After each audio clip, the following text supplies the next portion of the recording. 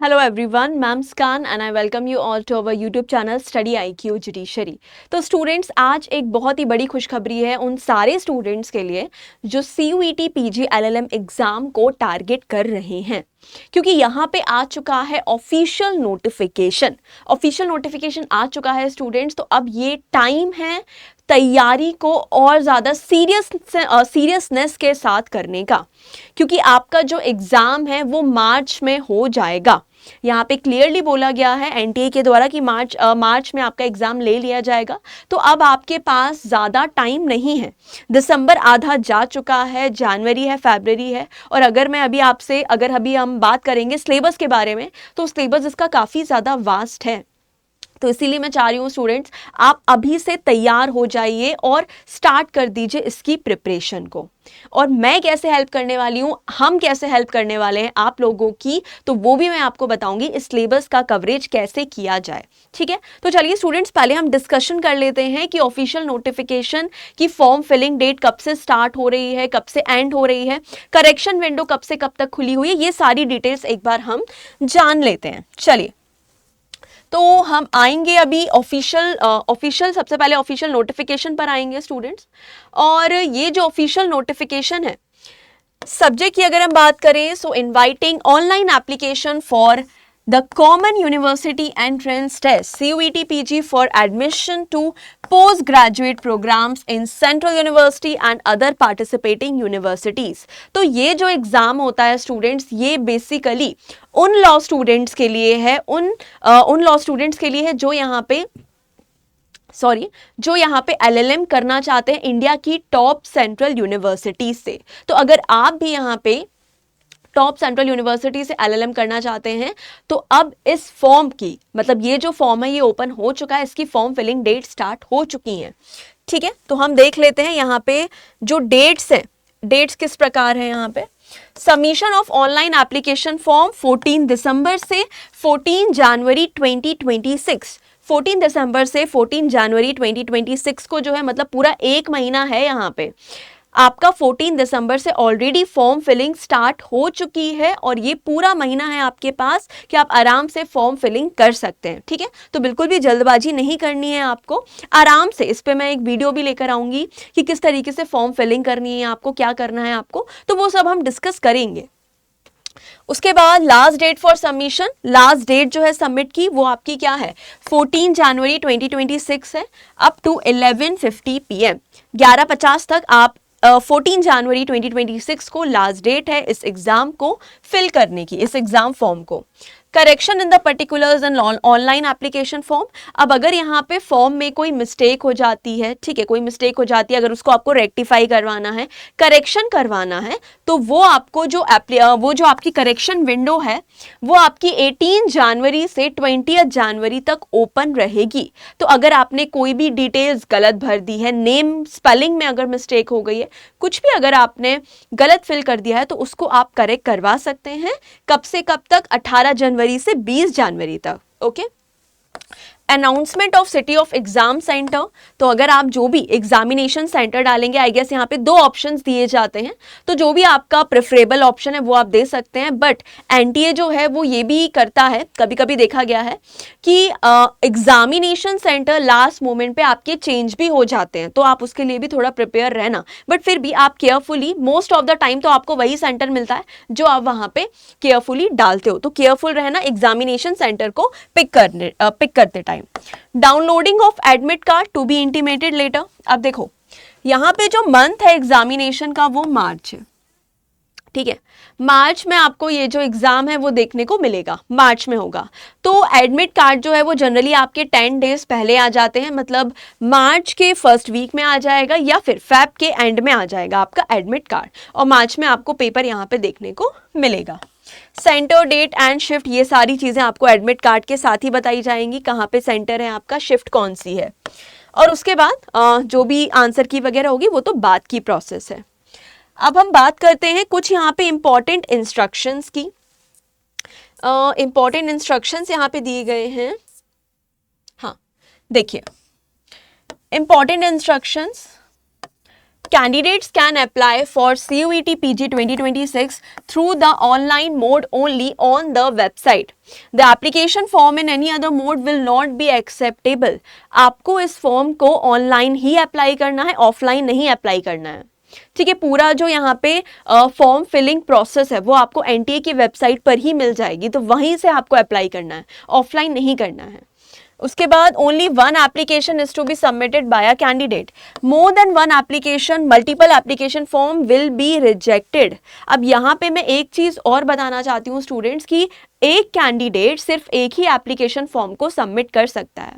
अब अगर ऐसे स्टूडेंट जिनको एक या एक से ज्यादा, अगर यहाँ पे एग्जाम को क्या करना है, यहाँ पे अप्लाई करना है एक या एक से ज्यादा एग्जाम के लिए, सपोज कोई एमबीए भी करना चाहता है, कोई लॉ भी अटेम्प्ट करना चाहता है, तो वो क्या करे, तो आपको अलग अलग एप्लीकेशन फॉर्म नहीं फिल करना है, नहीं तो आपका रिजेक्ट हो जाएगा. आपको एक ही एप्लीकेशन फॉर्म में ऑप्शंस दिए जाते हैं कि आप कितने पेपर के लिए अपीयर होना चाहते हो. तो आप जितने भी पेपर्स के लिए, आई थिंक मैक्सिमम 4 पेपर्स हैं, तो आप मैक्सिमम 4 पेपर्स के लिए हो सकते हो. मैक्सिमम 2 तक के लिए आई गेस 1400 फीस है, और उसके बाद जो फीस लगती है फिर वो आपकी पर सब्जेक्ट के हिसाब से यहाँ पे इम्पोज की जाती है. तो ये चीज़ बहुत केयरफुल रहना, अलग अलग एप्लीकेशन फॉर्म मत भर देना. एक कैंडिडेट एक ही फॉर्म भर सकता है, नहीं तो रिजेक्ट हो जाएगा. अगेन मैं यहाँ पे आपको रीआइट्रेट कर रही हूँ. उसके बाद एक ईमेल एड्रेस और एक मोबाइल नंबर आपका फंक्शनल होना चाहिए. मतलब जिस भी नंबर से, जिस भी मेल आईडी से आप रजिस्टर करेंगे वो आपकी फंक्शनल होनी चाहिए टिल योर एग्जामिनेशन. क्योंकि जितने भी कम्युनिकेशंस होंगी, लाइक एडमिट कार्ड से रिलेटेड कोई इन्फॉर्मेशन, कब आ गया आपका एडमिट कार्ड, जो भी इंफॉर्मेशन है वो आपकी उसी मोबाइल नंबर और मेल आईडी पर अपडेट होती रहेगी. ठीक है, तो ये चीज़ों का आपको यहाँ पे क्या करना है, ध्यान रखना है. अब यहाँ पे जो पेपर कोड है हमारे एलएलएम का, एलएलएम एग्जाम का, वो आपका 14 नंबर का क्या है, पेपर कोड है 14 नंबर का. देखिए ये आपका यहाँ पे, आई गेस यहाँ पे दिख तो नहीं रहा होगा स्टूडेंट्स को, बट हाँ एलएलएम का जो कोड है दैट इज 14. अब हम देख लेते हैं कि सिलेबस क्या है इसका. अगर मैं आपको सिलेबस पर लेकर जाऊं स्टूडेंट्स, सिलेबस, तो सिलेबस जो है इसका काफी ज्यादा वास्ट है. Syllabus is very vast.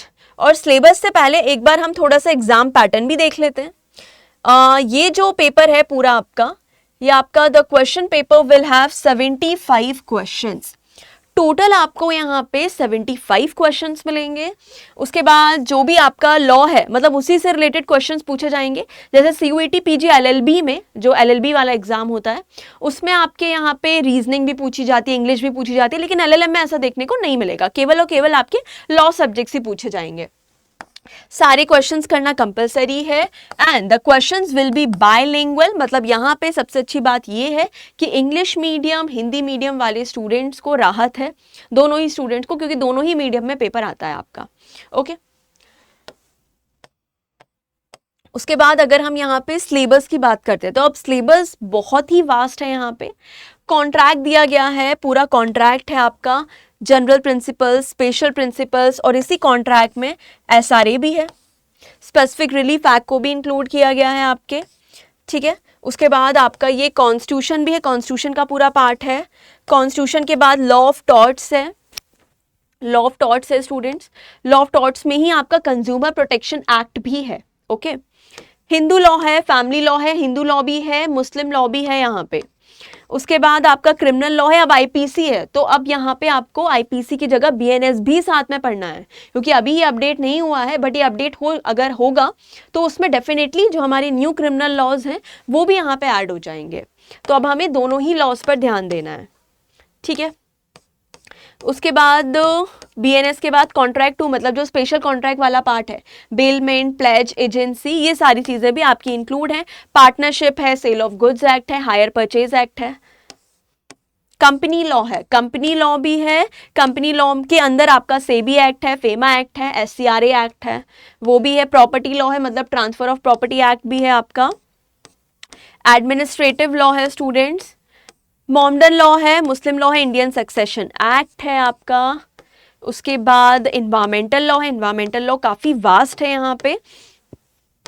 Even आपका लेबर लॉ भी है. लेबर लॉ के बाद आपका बीएनएसएस वाला जो पोर्शन है, मतलब सीआरपीसी लिखा हुआ है, बट अब आपका BNSS भी यहाँ पे ऐड हो जाएगा, JJ एक्ट है आपका यहाँ पे, प्रोबेशन ऑफ ऑफेंडर्स एक्ट है आपका यहाँ पे, ज्यूरिस्प्रूडेंस भी है, ज्यूरिस्प्रूडेंस के बाद प्रोफेशनल एथिक्स है, प्रोफेशनल अकाउंटिंग सिस्टम है, पब्लिक इंटरनेशनल लॉ है, ह्यूमन राइट्स लॉ है आपका, राइट टू इंफॉर्मेशन है, बैंकिंग लॉ है, ओके बैंकिंग लॉ के बाद इंश्योरेंस लॉ है आपका, इंश्योरेंस लॉ के बाद ADR है, ओके ADR है, CPC है, लिमिटेशन है, इंटेलेक्चुअल प्रॉपर्टी राइट्स है आपका, ठीक है। उसके बाद पीनोलॉजी एंड विक्टिमोलॉजी है, इंटरप्रिटेशन ऑफ स्टैट्यूट है आपका, कंपटीशन लॉ है आपका, लॉ ऑफ एविडेंस के साथ साथ अब BSA भी आ जाएगा आपका, ओके न्यू क्रिमिनल लॉज भी अब यहाँ पे आपके आ जाएंगे, ठीक है। उसके बाद टैक्सेशन है, इवन टैक्सेशन भी है यहाँ पे, टैक्सेशन हो गया, IPR हो गया, IPR काफ़ी ज़्यादा वास्ट है, IPR मैंने ही पढ़ाया है स्टूडेंट्स को CUET वाले पेड बैचेस में, तो IPR भी काफ़ी ज़्यादा वास्ट है, वाइट कॉलर क्राइम्स है, वुमेन एंड क्रिमिनल लॉ है, लॉ रिलेटिंग टू चाइल्ड है, एंड हाँ law relating to international trade, और ये आपका क्या है, इतना पूरा सिलेबस है। तो स्टूडेंट सिलेबस काफ़ी ज़्यादा वास्ट है और आपके पास अभी अब राइट टाइम है कि आप अपनी प्रिपरेशन को डिले ना करते हुए अभी स्टार्ट कर दें, क्योंकि इस सिलेबस को कवर करने में, फिर उसका रिवीजन करने में यहाँ पे काफ़ी ज़्यादा टाइम लगेगा। तो अभी आप बिल्कुल टाइम वेस्ट ना करते हुए अभी से प्रिपरेशन को स्टार्ट करना है। अब बात ये आती है कि मैम इतना वास्ट सिलेबस है, हम इसको कवर कैसे करें। तो स्टूडेंट्स आपके लिए ही ये चीज़ लेकर आई हूँ मैं कि यहाँ पे CUET PG LLM बैच आपके लिए है। अगर आप इस बैच में एनरोल होना चाहते हैं तो आप हो सकते हैं by using my code that is MUK100, जिससे स्टूडेंट्स आपको इस बैच में मेरी गाइडेंस मिलेगी और साथ ही साथ डिस्काउंट भी देखने को मिलेगा। और ये जो बैच है ये आपका 20 दिसंबर से स्टार्ट हो रहा है।